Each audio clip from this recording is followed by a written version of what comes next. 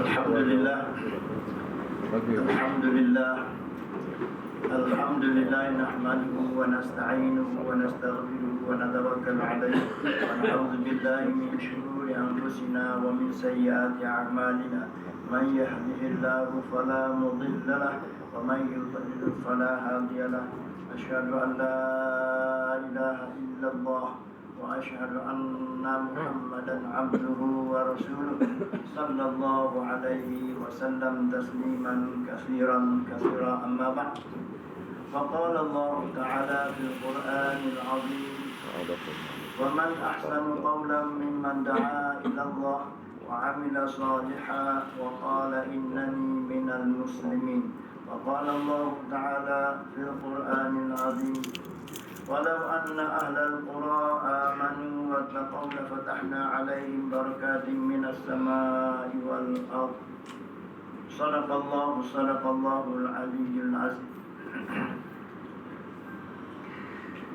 Alhamdulillah, Tuan Imam yang saya muliakan, Tuan Pengurusi EJK, Pengurusan Masjid Hidayah, Ustaz-Ustaz, Tuan Haji, Hajah-Hajah, Bapa-bapa, tuan-tuan, puan-puan yang dimuliakan, yang dikasihi Allah SWT. Alhamdulillah, di pagi yang mulia ini saya diberi kesempatan untuk bukan nak mengajar, tapi sekadar berkongsi dan tajuk pun diberi berkaitan dengan perancangan kehidupan. Tajuk ni jarang-jarang diberi dekat masjid. Sekadar kita berkongsi, yang mana dah tahu maklum, jadikan ini sebagai ulangan. Sebab repetition is mother of knowledge. Ulang-ulang ni dia akan memberi kekuatan kepada ingatan kita dan kekuatan untuk kita beramal. Dan kepada yang baru, kita boleh sama-sama untuk kita perbaharui atau perbaiki kehidupan kita yang hujung-hujung yang akhir-akhir ini sebelum kita bertemu dengan Allah Subhanahu Wa Taala. Tuan-tuan dan bapa yang dimuliakan Allah Subhanahu Wa Taala, kita bersyukur pada Allah SWT pada pagi ini. Masya Allah, dalam hadis Nabi sallallahu alaihi wasallam beritahu, barang siapa yang sembahyang fardu Isya berjemaah, Allah Ta'ala kira seolah-olah dia sembahyang separuh daripada malam. Sementara mereka yang sembahyang subuh secara berjemaah, dikira dia sembahyang seluruh malam. Jadi kita bersyukur pada Allah, di antara orang ramai orang-orang yang berada di sini, saudara kita yang berada di sini, kita dipilih oleh Allah Ta'ala untuk kita sembahyang fardu subuh secara berjemaah. Mudah-mudahan Allah Ta'ala beri kita taufik, hidayah untuk kita kekal dalam mentaati Allah Subhanahu Wa Ta'ala secara sempurna. Tuan-tuan dan puan yang dimuliakan oleh Allah SWT, kita berada, Masya Allah, di awal tahun baru. Hari ini 3 hari bulan, Masya Allah. Biasa awal tahun ni kita ada dua perkara. Pertama, kita nak lihat balik apa yang telah kita buat tahun lepas. Dari segi amalan kita nak hitung banyak apa mana. Kafa bi nafsikal yawma 'alaika hasiba. Hari ni kita tukar hitung amalan kita, cek amalan kita. Akhirat Allah kira amalan kita banyak dosa ke banyak pahala, banyak maksiat ke banyak amalan. Kita saja yang tahu. Allah dan kita saja tahu siapa diri kita sebenarnya. Maka kita kena buat muhasabah yang lepas. Kita muhasabah yang lepas dan kita istighfar, kita bertaubat sekiranya banyak kesalahan, pelanggaran hukum Allah SWT. Secara sedar tak sedar kita bertaubat. Mana perlu kita qada dan ganti. Dan sekiranya ada improvement, ada kebaikan, penambahan, kita syukur pada Allah SWT. Semua daripada Allah. Kullum min indillah. Semua daripada Allah, bukan daripada kita. La hawla wa la quwwata illa billahil aliyyil azim. Jadi tuan-tuan apa yang dimuliakan oleh Allah SWT, hidup ini satu amanah. Hidup ini satu amanah, bukan sekadar satu anugerah. Kalau anugerah, kita kata hidup ni aku punya, dunia gua punya, dunia saya punya, saya boleh buat ikut saya suka. Tidak. Dunia, kehidupan yang Allah Subhanahu wa ta'ala hantar kita ini merupakan satu amanah yang Allah bagi kepada kita, yang di sana atau di dalamnya ada tanggungjawab. Kita tanggung, akhir sekali di sana kita kena jawab. Dia amanah apa yang Allah bagi pada kita. Amanah yang Allah Ta'ala bagi pada kita supaya kita usaha dalam kehidupan kita ni dua perkara. Pertama, bagaimana untuk kita menjadi hamba Allah yang baik. Untuk menjadi hamba Allah yang baik ini maksud yang pertama. Kita bukan nak lihat orang lain, nak lihat diri kita. Sejauh mana saya telah menjadi hamba Allah Subhanahu wa ta'ala. Untuk jadi hamba Allah SWT yang sempurna, model kita Nabi sallallahu alaihi wasallam. Bagaimana imannya, ibadat, muamalah, muasyarah, akhlak Nabi sallallahu alaihi wasallam daripada Nabi sallallahu alaihi wasallam. 5 perkara. Jadi perkara ni yang menjadi timbantara perkiraan penghisapan kita. Macam mana nak jadi hamba Allah yang baik. Model kita Nabi sallallahu alaihi wasallam. Di sana ada 4 tuntutan. Pertama, kita kena beriman yakin yang benar kepada Nabi sallallahu alaihi wasallam. Di sana kita, yang kedua, kita kena taat Nabi sallallahu alaihi wasallam. Yang ketiga, kita kena kasihi, sayangi, cinta, mahabbah pada Nabi sallallahu alaihi wasallam. Dan yang akhir sekali, tahap tadi kita ittiba. Apa yang Nabi buat, kita buat tanpa soal. Panjang banyak kisah dan cerita dalam kehidupan Nabi dan kehidupan sahabat radhiyallahu. Ini nak jadi hamba yang baik. Model dia kehidupan Nabi sallallahu alaihi wasallam. Tuntutan dia ada 4 perkara sebagaimana yang kita sebut. Yang kedua, kita nak jadi apa? Nak jadi khalifah Allah Subhanahu wa ta'ala di muka bumi. Allah buat 7 petala langit, 7 petala bumi ni. Allah letak kita di atas bumi sebagai khalifah, bukan malaikat. Kita manusia yang kerdil ini, Allah lantik kita, Allah jadikan kita sebagai khalifah di muka bumi. Khalifah apa tugas dia? Khalifah untuk kita memberi kebaikan kepada seluruh manusia. Sebagaimana Nabi sallallahu alaihi wasallam dihantar ke dunia ini untuk apa? Wa ma arsalnaka illa rahmatan lil alamin. Tidak aku hantar engkau ya Muhammad melainkan untuk memberi rahmat kepada seluruh alam.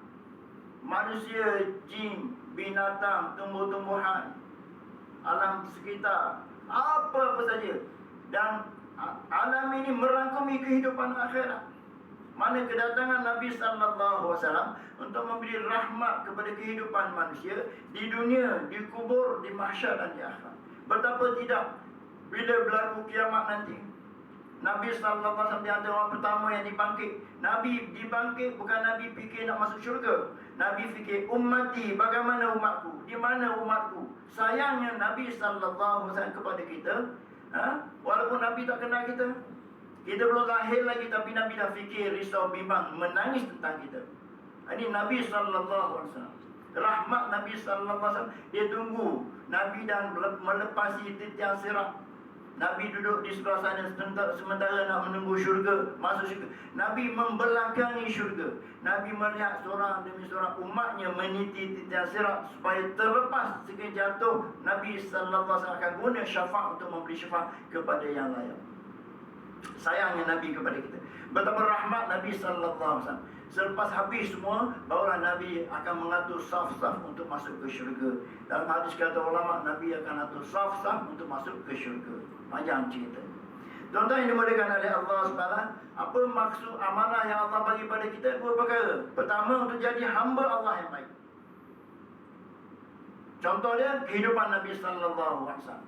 Kita kena beriman dengan Nabi, kita kena taat Nabi sallallahu alaihi wasallam, kita kena mahabbah, kasih sayang pada Nabi sallallahu alaihi wasallam, wujudkan cinta pada Nabi sallallahu alaihi wasallam. Dan yang keempat, kita kena ittiba.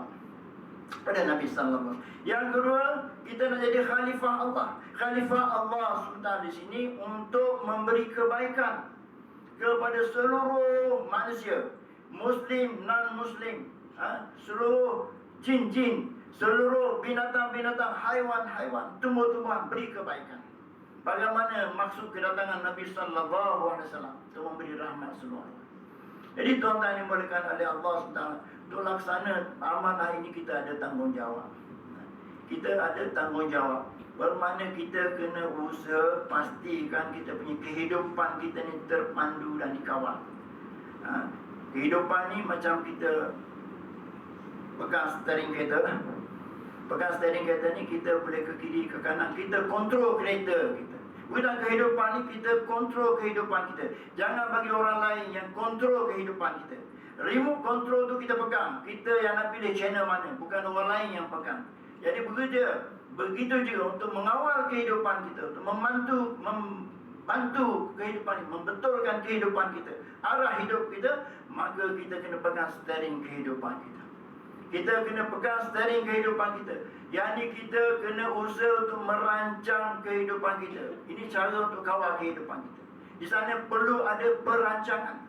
Dia tak boleh tiba-tiba jadi, bangun pagi kita tak fikir apa kita buat, tak. Kita rancang macam mana untuk laksanakan. Pertama, jadi hamba Allah Subhanahu wa ta'ala yang baik. Macam mana jadi khalifah Allah, membantu semua manusia, memberi kebaikan kepada semua manusia. Ini pemikiran, ini benda yang kita setting dalam kepala kita. Tuan-tuan yang dimuliakan oleh Allah SWT, kita lihat kehidupan Nabi sallallahu alaihi wasallam. Kita lihat kehidupan Nabi sallallahu alaihi wasallam penuh dengan perancangan, penuh dengan strategi. Nabi sallallahu alaihi wasallam, Nabi dipimpin wahyu satu perkara, tapi hidup Nabi, kehidupan Nabi dirancang. Kehidupan Nabi ada perancangan. Kehidupan Nabi penuh dengan strategi. Macam mana Nabi sallallahu alaihi wasallam bila dibangkit sebagai rasul, dilantik sebagai rasul dengan turunnya surah yang pertama Iqra dan berikutan Muzammil dan seterusnya, Nabi sallallahu alaihi wasallam buat dakwah dengan perancangan. Pada peringkat awal Nabi tak buat dakwah secara open, secara terbuka. Nabi sallallahu alaihi wasallam buat secara sir, secara diam-diam, berahsia. Sebab ihwal suasana hadap ketika itu tidak boleh buat terang-terang, walaupun Nabi bawa agama yang hak daripada Allah. Tapi kaedah dia, waktu tu dipaksa sir, secara rahsia, bukan secara open. Kemudian tu fasa kedua, barulah Nabi buat terbuka. Sebelum Nabi buat terbuka, Nabi dakwah pada anak isteri dia. Nabi sallallahu alaihi wasallam dakwah pada dia punya sahabat-sahabat yang rapat. Setelah beberapa tahun, barulah Nabi sallallahu alaihi wasallam buat dakwah secara terbuka. Ini semua berlaku dengan aturan, dengan perancangan rapi dan penuh dengan strategi daripada Nabi sallallahu alaihi wasallam.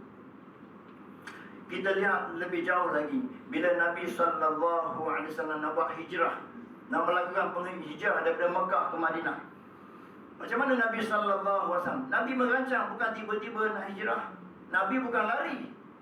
Nabi bukan lari.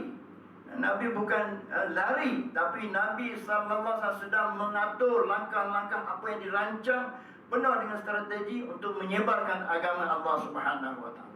Maka Nabi sallallahu alaihi wasallam sebelum keluar, Nabi dah plan sediakan unta yang sehat, yang gagah, yang kuat untuk persiapan sebagai kenderaan untuk berhijrah. So As-Sayyidina Abu Bakar ambil tanggungjawab. Maka bila nak berhijrah, Nabi keluar waktu yang sesuai, waktu malam, gelap, orang tak nampak. Bukan kerana takut, ini strategi, ini perancangan Nabi sallallahu alaihi wasallam. Maka Nabi sallallahu alaihi wasallam keluar, pergi ke Madinah. Madinah ni daripada Mekah di utara, tapi Nabi sallallahu alaihi wasallam tak pergi ke utara, Nabi ke belakang. Lebih kurang 18 km. Nabi ke belakang, Nabi pergi mana? Gua Sur. Bukan Nabi jalan-jalan nampak gua masuk, tak. Nabi merancang. Gua Sur tu dah ada dalam pemikiran, perancangan Nabi sallallahu alaihi wasallam. Kalau tidak, macam mana Nabi nak beritahu Abu Bakar, Abdullah bin Abu Bakar, anak kepada Abu Bakar, sebagai intelijen, perisik. Sementara dulu Gua Sur Abu Abdullah bin Abu Bakar ini, dia akan bagi laporan bagaimana keadaan orang kafir Quraisy tentang nak mencari dan nak membunuh Nabi sallallahu alaihi wasallam. Dia tukang buat laporan. Sementara Asma, saudara kepada Aisyah, saudara kepada apa? Adik-beradik kepada Aisyah radhiyallahu anha, Asma binti Abu Bakar, dia akan bekalkan makanan, logistik, prasarana dia sediakan. Macam mana Asma tahu Nabi sallallahu alaihi wasallam duduk gosok? Ada handphone tak ada. Mana penuh dengan perancangan Nabi sallallahu alaihi wasallam. Dan Nabi duduk di situ 3 hari. 3 hari Nabi duduk, bukan syok sendiri. Duduk 3 hari cukuplah, atau 2 hari cukuplah, atau 4 hari tak. Nabi penuh perancangan. Kenapa 3 hari? Ada sebab-sebab. Sebab 3 hari baru bergerak naik ke utara, yang menuju ke Madinah. Dan penunjuk jalan dia Nabi lantik. Walaupun waktu dia bukan kafir, bukan Islam. Abdullah Uraiki, penunjuk jalan untuk membawa Nabi sallallahu alaihi wasallam dan Abu Bakar Siddiq ke Madinah dengan selamat. Jadi kehidupan Nabi sallallahu alaihi wasallam penuh dengan perancangan, penuh dengan strategi, takah-takah, marhalah-marhalah, sehinggalah misi dia berjaya. Sehinggalah agama tersebar, disambung, dibantu oleh sahabat radhiyallahu ajmain, dan sampailah ke kita dengan sebab pengorbanan Nabi sallallahu alaihi wasallam dan sahabat-sahabat. Jadi tuan-tuan dimuliakan oleh Allah Subhanahu wa taala, merancang kehidupan adalah sunnah Nabi sallallahu alaihi wasallam. Merancang kehidupan sesuai kita orang yang berakidah ahli sunnah wal jamaah. Di sana ada 2 kelompok yang ekstrim. Satu Qadariyah. Qadariyah ni dia fikir dia je. Dia punya fikir, dia punya kepandaian, dia punya ilmu, dia punya pengalaman, dia punya ikhtiar. Dia tak pandang Allah, tak harap Allah, tak bergantung pada Allah. Ini Qadariyah. Dia kata dia tak bergantung pada Allah, tak berharap pada Allah, tak serah pada Allah. Ini salah. Yang kedua, yang ekstrim sebelah sana, dia ni Jabariyah. Jabariyah ni dia serah pula-pula pada Allah, tak buat. Ikutlah apa Allah nak buat. Allah dah tentukan, Allah dah takdirkan, tak payah buat berdua saja. Hidup ni orang Jabariyah. Tapi kita ahli sunnah wal jamaah, kita wajib berusaha. Tapi usaha kita, kasab kita tak memberi bekas. Jangan kita yakin salah pula. Kita usaha dan berjaya, kita kata akulah. Itu jadi syaitan. Akulah, ananiyah, sifat keakuan. Nafikan la haula wala quwwata illa billahi al-azim. Tapi bukan tak usaha. Usaha sungguh-sungguh maksimum itqan. Lepas tu baru tawakal. Di ujung sana baru kita tawakal serah pada Allah Subhanahu wa taala. Jika berjaya, syukur, ini izin Allah SWT. Jika gagal, kita muhasabah, kita baiki, kita usahakan lagi. Tapi kita kena bergantung pada Allah SWT. Itu tuan-tuan yang dimuliakan oleh Allah SWT. Di kehidupan kita ni, ada 20 minit. Kehidupan kita ni, tuan-tuan bapa yang dimuliakan oleh Allah SWT, kata pakar-pakar lah, apa yang kita nak rancang? Kita awal tahu ni, apa yang kita nak rancang dalam kehidupan kita? Macam-macam orang, macam-macam pakar. Tapi ini ulama bagi tahu daripada pakar-pakar yang arif tentang kehidupan. Dia kata kita perlu merancang dalam kehidupan kita 6 bidang. 6 bidang ataupun 6 area, 6 perkara yang perlu kita beri perhatian dan kita rancang supaya tercapai target dia, kesempurnaan dia, supaya kehidupan kita stabil, berjaya dunia, kubur, mahsyar dan akhirat. Jadi tuan-tuan yang dimuliakan oleh Allah SWT, untuk merancang, untuk perkara inilah perlu kita musakan. Sebab tu saya kata kita kongsi. Mungkin di kalangan tuan-tuan dah sedia maklum, kita kongsi saja. Kalau dah ada, kita perkemaskan lagi. Kalau belum, kita jadikan panduan untuk kita mulakan kehidupan ini supaya tahun 2021 tahun yang terbaik dalam kehidupan saya. Sebab tahun depan belum pasti. Bukan tahun depan, esok pun belum pasti. Selepas ni pun belum pasti. Semalam saya minum dengan kawan, dia kata baru semalam 1 hari pulang dah ada umur baru 58 tahun dan dijemput oleh Allah SWT. Dia cuti bekerja, dia kata tahu pasal tiba-tiba dijemput oleh Allah SWT. Sebab kehidupan ni, ayat ni kita nak rancang. Kita kena rancang kehidupan kita supaya kita dapat redha Allah. Sebab bila sambung tahun ni, kita happy. semua beri selamat tahun baru, selamat tahun baru. Tapi sebenarnya bila tahun baru datang, umur kita makin kurang. Yang tu jarang orang sebut. Bila tahun 2021, setahun datang kita lalui, mana umur kita kurang setahun? Bila umur kita kurang setahun, ke mana kita nak pergi? Mana kita menghampiri kepada kematian? Sebab tu kita kena buat persiapan sebelum mati. Dan Nabi sallallahu alaihi wasallam kita orang bijak, orang yang mati. Orang yang buat persiapan mati. Bukan takut mati. Bukan takut mati, tapi kita mau ingat mati. Takut mati kita jadi takut, tak boleh buat kerja, trauma, tak boleh buat apa-apa.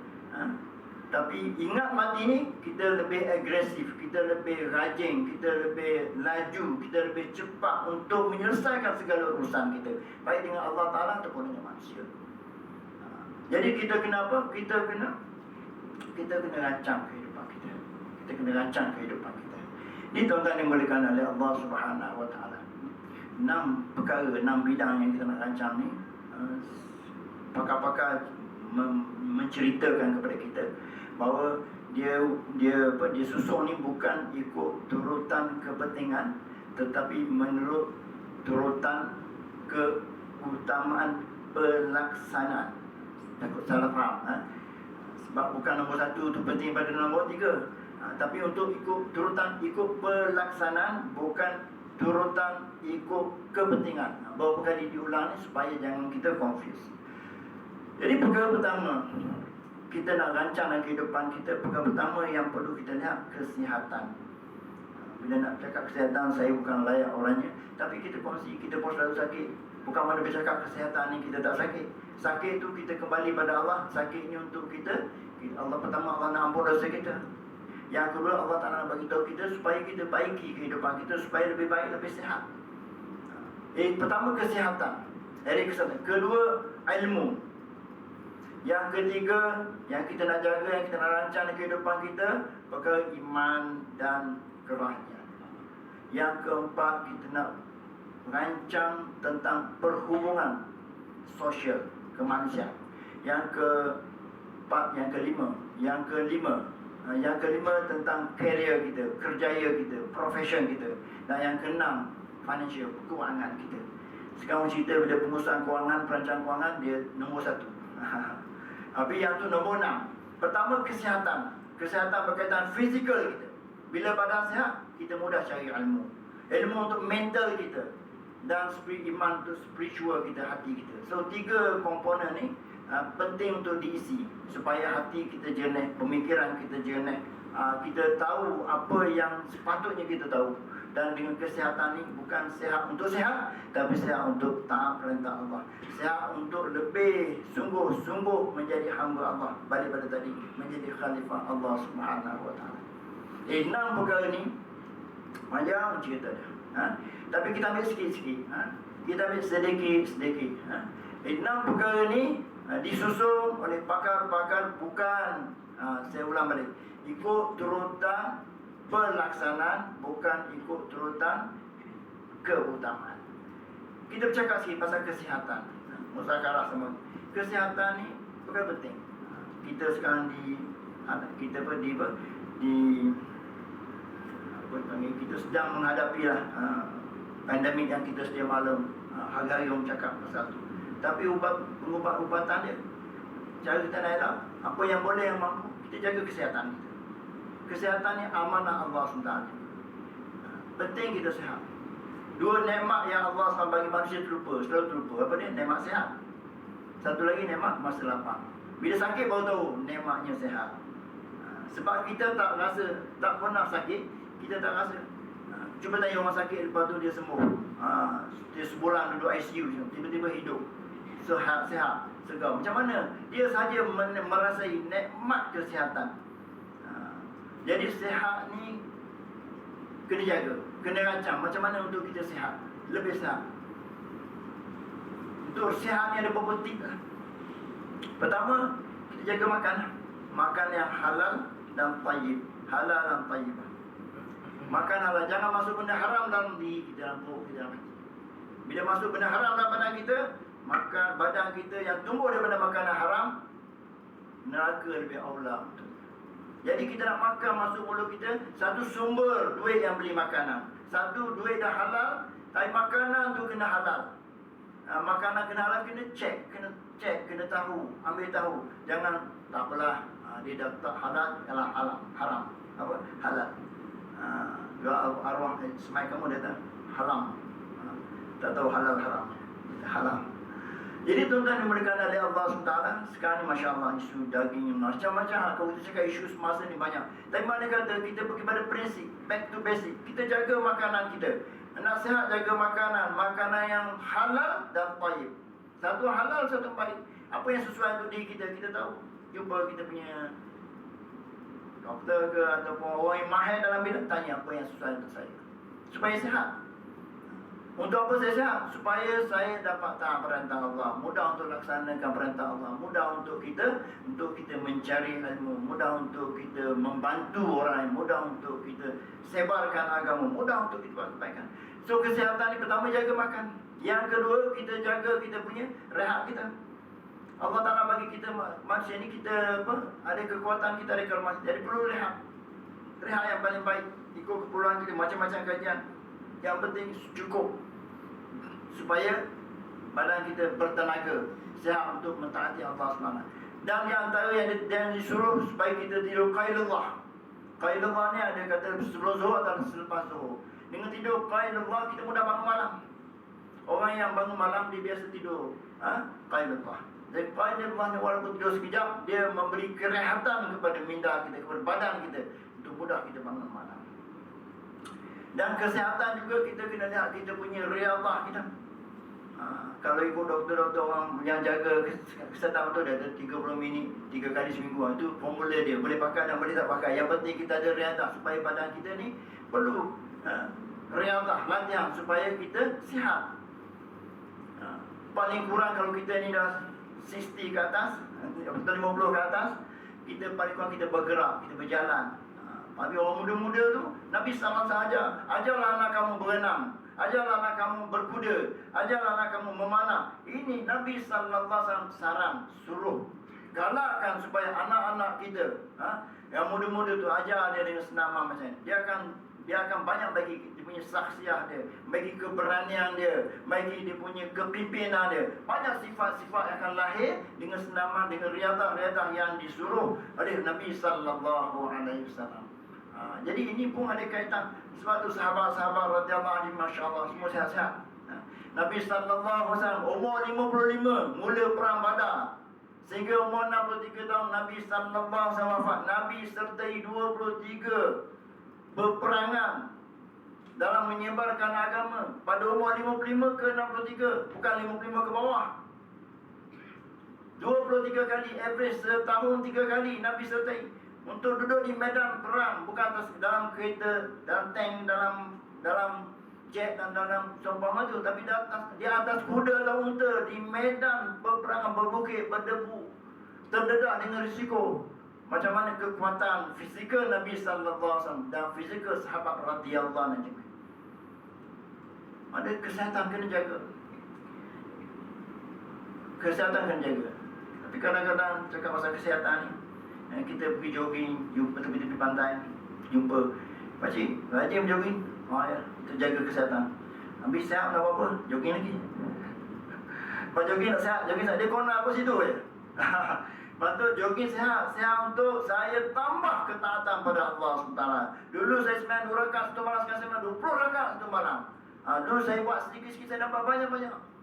Mana kita akan guna fizikal badan kita yang Allah anugerah pada kita, yang amanah pada kita, supaya kita taat perintah Allah lebih kuat, lebih gagah lagi. Itu tujuannya.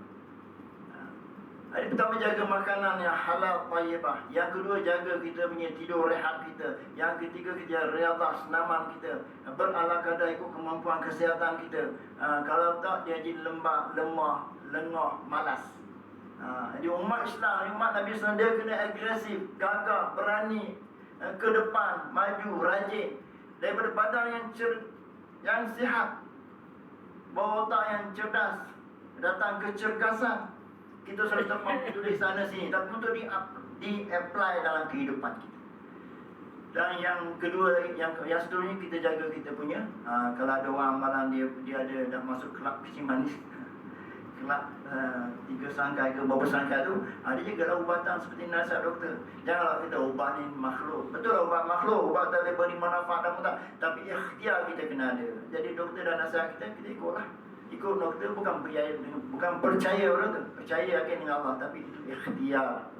Kepada yang kita sihat ni, jaga amalan yang disarankan, amalan makanan sunnah, lepas tu suplemen tambahan untuk kita punya keseluruhan badan kita. Tanya orang dietary, orang yang pakar pemakanan. Dan akhir sekali dalam kesihatan, jaga stres kita. Stres pun jaga. Kadang-kadang tak ada kerja, pencen pun stres. Kalau kerja memang stres lah, dengan masalah pelanggan, masalah staff, target tercapai, kena audit bank negara, macam-macam hal, stres. Tak cukup umur, tak sampai 50 dah berubah. Kuat sangat stres. So stres ni kena kawal. Stres ni budak, saya stres masa budak sekolah, stres cepat tak dapat straight A, 9A, stres. Dapat 8A, 1 je B pun stres. Ada yang dahsyat, dia boleh merosakkan diri dia, bunuh diri dan sebagainya, orang yang tak ada. Stres ni kena kawal. Stres benda yang ada kehidupan, yang perlu kurangkan stres. Kita manage dan kurangkan stres. Macam mana? Kita orang Islam mudah, lepas subuh kita ada halqah Quran, kita ada zikir, kita ada tazkirah pendek-pendek. Itu akan memberi ketenangan jiwa kita, akan mengurangkan stres kita. Jadi ini di antara banyak cara lah. Jadi okey, itu bab kesihatan lebih kurang lah. Dia satu sesi kalau cerita pasal tu. Saya pernah duduk satu sesi yang panjang. Kita dengar dia punya kupasan. Sebenarnya kesihatan dia bercakap dari sudut perspektif Islam. Bukan sihat untuk sihat, sihat wal afiat. Sihat tubuh badan kita, afiatnya untuk membawa kesihatan kita kepada ketaatan. Selepas badan kita sihat, apa kita dapat? Bukan lepas jogging, tapi lepas jogging sihat nak taat perintah Allah. So pertama, dengan kesihatan kita cari ilmu. Kita lihat diri kita tahap mana ilmu yang patut saya tahu. Sebab ilmu ni tuntutan, kena belajar daripada buaya, lahir belajar ilmu. Macam mana belajar ilmu lahir? Lahir daripada buaya sampai ke liang lahat. Masa sekarang belajar tu okey lah, biasa. Tapi lahir belajar macam mana? So ulama beritahu, masa lahir tu pelajaran pertama kita azan dan iqamah. Itu pelajaran. Perkara pertama, walaupun dia tak faham, kita perdengarkan telinga Allahu Akbar, Allah Maha Besar. La ilaha illallah, tidak ada Tuhan yang kamu sembah. Malaikat Allah, Muhammad pesuruh Allah. Hayya Rasul, ajak dia semayang, ajak dia berjaya. Nak berjaya, hayya Rasulullah, hayya al-falah. Mari semayang, mari berjaya. Ajar kalimah-kalimah ni. Satu kali azan, satu kali iqamah. Ini pendidikan, ini ilmu yang pertama daripada buayan. Lahir saja digalakkan. Maknanya pendidikan dah bagi daripada awal. Bila nak mati, sakaratul maut, apa ilmu nak belajar? Kena ajar. Kita ajar la ilaha illallah. Kita ucap duduk sebelah dia, la ilaha illallah. Talqin dengan kalimah la ilaha illallah. Itu belajar waktu tu. Waktu tu tak ada benda yang berharga. Kalau dia mati husnul khatimah, la ilaha illallah, sebut Allah, maka dia selamat. Barang siapa yang akhir kalam dia dengan sebut Allah ataupun la ilaha illallah, dakhalal jannah, telah masuk ia ke syurga. Bukan mudah. Berapa ramai rakan-rakan kita dekat hospital, dia kata yang mati ramai di tangan saya. Tapi berapa ramai yang dapat ucap Allah, yang ucap la ilaha illallah? Sedikit sangat. Jadi ini realiti. Sebab tu kita kena rancang ilmu. So tahun ini 2021, tahap mana ilmu saya nak? Ilmu akidahnya, 3 benda lah, simple. Ilmu akidahnya, ilmu syariatnya, ilmu fiqahnya, dan ilmu tasawuf, ilmu hati kita. So kita lihat sejauh mana hukum hakam agama yang berkaitan fardu ain atas diri saya telah saya sempurna. Sekarang saya umur 60. Macam mana sembahyang saya? Saya dah sembahyang sejak kecil, tapi macam mana tahap sembahyang saya? Dah sembahyang lama. Awal waktu ke lewat waktu? ataupun kadang-kadang terlepas waktu. Na'udzubillah min zalik. Dan sembahyang bagus zahirnya tapi tak khusyuk. Sedangkan Allah janji qad aflahal mu'minun. Allah Ta'ala telah berjanji, beruntunglah orang yang beriman dan orang-orang yang khusyuk dalam sembahyang. Jadi kita kena upgrade, belajar macam mana sembahyang khusyuk. Cari ustaz lah, sini banyak kelas-kelas, Masya Allah. So nak belajar ni, kena ada majlis lah. Ada majlis ilmu, ada guru, ada kitab. So ni perancangan kita kena buat. Berjaya tak berjaya serah pada Allah Ta'ala, tapi kena ada perancangan teratur. Apa tahun ni saya nak belajar ilmu lebih kemas, lebih serius. Lebih serius ada kitab lah. Lepas tu ada pen tulis, ada ustaz dia, ada dengan jadual dia. Mana kita ada komitmen untuk belajar supaya sembahyang saya lebih khusyuk, sembahyang saya lebih baik. Begitu. Contoh yang kedua, Al-Quran. Al-Quran kata, Al-Quran saya macam mana, tahap pembacaan saya. So kita baikilah, cari ustaz. Kalau kita ni mampu, baik panggil ustaz, datang ke rumah, ajar kita, ajar anak kita, ajar keluarga kita. Sebab target tahun ni saya nak macam ni Quran. Kalau yang lebih lagi nak hafal Quran. Saya dah lama baca Yasin tiap-tiap minggu. Kami majmuk. So sekarang tahun ni saya nak hafal Yasin. Saya akan hafal Yasin. So kena plan, kena rancang macam mana saya boleh hafal Yasin. Sebab Nabi SAW beritahu, kalau tak memberati umatku, aku kehendaki supaya dia hafal surah Yasin. Zikir kita, selawat kita, berapa banyak kita nak zikir? Paling kurang contoh saya nak selawat 1000 kali satu hari. Ada target lah. Jadi mesti target, tahun ni saya takkan terlepas walaupun satu hari, kecuali saya selawat pada Nabi Sallallahu Alaihi Wasallam. Saya nak syafaat Nabi Sallallahu Alaihi Wasallam. Saya nak duduk sebelah Nabi di yaumil mahsyar. Saya nak Nabi bantu saya minum air di telaga Kausar. Saya nak Nabi mengiringi bersama saya bawa masa saya syurga. Saya nak syafaat Nabi di akhirat. Untuk dapat kelepasan neraka dan lepas daripada azab neraka dan masuk syurga, kita perlu dua, rahmat Allah dan syafaat Nabi Sallallahu Alaihi Wasallam. Jadi di antara syafaat, ikut sunnah kita, selawat, kita banyak selawat Nabi Sallallahu Alaihi Wasallam. So ada target. Dan sikit-sikit lain banyak perkara. Mana itu komponen dia, yang basic point dia. Dan yang seterusnya, kita kena banyak doa. Kalau dulu kita doa ni dalam hati kita, dapat tak apa, tak dapat pun tak apa. Tak cakap tapi realiti begitu. Kita kena doa sungguh-sungguh. Sungguh-sungguh macam mana? Katakan kita pergi ke laut, perahu kita bocor, tak ada yang berselamatkan kita melainkan Allah. Macam mana doa kita waktu tu? Macam mana ikrar kita dengan Allah? Wahai Allah, kita berjanji dengan Allah macam-macam, nak jadi orang paling baik, nak buat itu, buat itu. Waktu tu doa kita, doa yang paling rapat, paling kuat, paling tawajuh. Sebab waktu tu kita terdesak. Sekarang ni kita relax. Sekarang ni bila diuji dengan pandemik COVID ni, baru kita tawajuh sikit, takut sikit pada Allah. Kita taubat, kita istighfar, kita berjaga-jaga. Sebab tu kadang datang musibah, dia akan mendekatkan kita dengan Allah.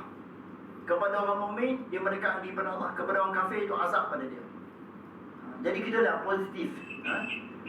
Jadi tuan-tuan yang mendekatkan oleh Allah SWT, banyak benda-benda lain tu insya-Allah kita akan sentuh masa-masa lain. Dan perancangan penting. Kita cubalah daripada awal, kita awal tahun ni kita rancang kesihatan kita, sihat untuk belajar ilmu. Dengan ilmu jalan untuk kita bina iman, yakin kita pada Allah. Untuk jalan ilmu ni jalan ke syurga. Dan dengan ilmu dengan iman yang sempurna, dia akan impact dia perhubungan manusia kita, sosial kita akan baik. Baik dengan Allah, baik dengan manusia. Hablum minallah, hablum minannas. Baik dengan Allah, baik dengan manusia. Lepas tu kita kerjaya, kita pilih kerja yang tak melanggar perintah Allah, tak melanggar syariat Allah. Dalam kerja kita jaga sembahyang, dalam kerja tak buat maksiat, corruption dan sebagainya. Dan akhir sekali bawa cerita pasal kewangan kita, financial kita, kewangan kita. Kita buat perancangan kewangan kita, macam mana kita punya cash flow, macam mana kita punya saving, macam mana bla bla bla, macam mana kita punya distribution, kita nak agih ke mana sebelum mati, hibahnya, wakafnya, dia punya wasiatnya, semua ada. So ini semua perancangan kehidupan yang merangkumi semua aspek kehidupan kita, 6 perkara. So perkara ini kita kena bincang, muzakarah dan kita tulis. Ini perancangan saya untuk diri saya. So kita ada satu target untuk capai kehidupan kita lebih sempurna agar tahun ini lebih baik daripada tahun lepas. Hari ini lebih baik pada semalam. Ini sifat orang muhsin, orang mukmin. Dia tak boleh kalau hari ini lebih baik, itu sebaik-baiknya. Kalau hari ini sama, rugi. Kalau hari ini lagi teruk pada semalam, lagi kasar ni, binasa ataupun celaka. Benda ni kita pun tahu, kita cakap, tapi kita nak apply kehidupan kita. Kita nak bawa dalam kehidupan kita. Tak boleh banyak sikit. Tak boleh semua, jangan tinggal semua. Kaedah Faikah, tak boleh buat semua, jangan tinggal semua. Jadi kita mula buat satu keazaman. Tahun ni sebelum berakhir tahun ini, iman saya meningkat, kesihatan saya baik, ilmu saya bertambah, perhubungan dengan manusia bagus, saya tak menyakiti orang, saya kasih pada orang, saya suka pada orang, saya akan bantu orang. Sifat-sifatnya kadang. Dan saya tak ada musuh. Musuh saya dua, syaitan dengan iblis. Selain itu semua saya punya saudara. Kalau orang kafir santuni dia, macam satu tunjuk akhlak, supaya dengan akhlak yang baik dia akan masuk Islam, dia akan tertarik dengan Islam. Dan ini perkara yang kita nak. Akhir sekali kerja kita. Kalau orang pencen tak ada kerja dia. Banyak kita jauh pencen. Kita bincang waktu lain. Mana kita rancang kehidupan kita supaya kehidupan matlamat, ultimate goal kita supaya dapat keredaan Allah Subhanahu Wa Taala. Bila Allah redha, insya-Allah, dunia, kubur, mahsyar, akhirat kita akan selamat. Dan destinasi kita syurga, na'udzubillah, tercampak dalam neraka. Ini benda yang kita nak risau, nak usaha sekarang. Masa masih ada, peluang diberi oleh Allah Ta'ala. 2021 Allah bagi pada kita. Ramai rakan kita, sahabat kita, saudara kita, kenalan kita, abang, ayah kita, adik kita dan sebagainya telah pergi. Tapi kita diberi peluang oleh Allah Ta'ala untuk kita lalui 2021 supaya apa? Supaya kita baiki kehidupan kita. Tutup lubang-lubang dengan taubat, istighfar pada Allah Ta'ala.